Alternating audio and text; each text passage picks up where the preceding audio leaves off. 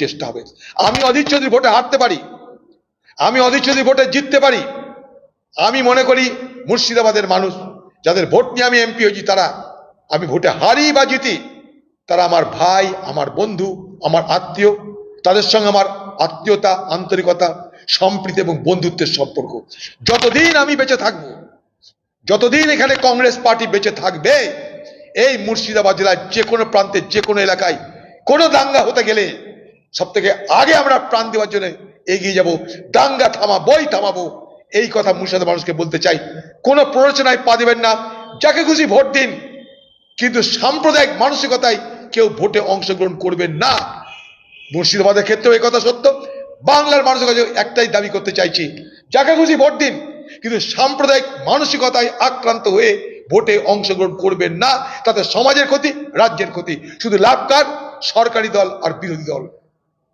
যারা বাংলাকে বিরোধী দল তাদের লাভ, যারা সরকারি দল তাদের লাভ। আমরা সকলের দল, মনে রাখবেন।